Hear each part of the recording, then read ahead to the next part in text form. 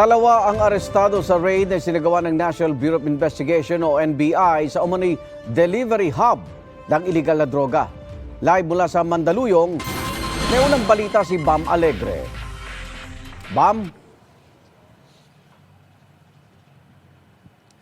Igan, pati pagtitinda ng drugs na mamayagpag online. Yan ang naging target ng isang drug raid dito sa Mandaluyong sa Magdamag. Sinalakay ng NBI ang townhouse unit na ito sa Mandaluyong matapos makatanggap ng intelligence report na isa itong online delivery hub ng illegal na droga.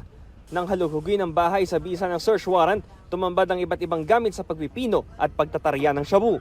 May nabisto ring 42 grams ng cocaine na na-verify ng mga chemist ng NBI. Bukod sa mga drug paraphernalia, meron ding mga packaging na ginagamit para sa online delivery. Arestado ang pangunahing suspect na siya nakatira sa unit. Naaresto rin ang isang nagsisilbi umanong courier o delivery rider. Kung hindi na-aresto yung ating subject, ang tingin namin ay marami pang malululong sa droga. Kasi ito ay online na nga po ang bentahan. Dahil nga online, mabilis po ang transaksyon. Tapos meron siyang sariling mga riders para magdala nito. Nabisto rin ng mga otoridad ang mga loose firearms sa naturang unit.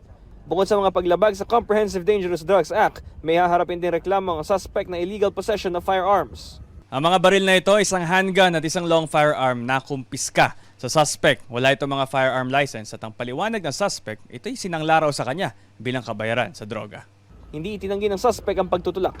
At the same time, I can use my vice na kapag kumikita rin siya, parang ganun. Hindi humarap sa media ang naarestong umano'y delivery rider.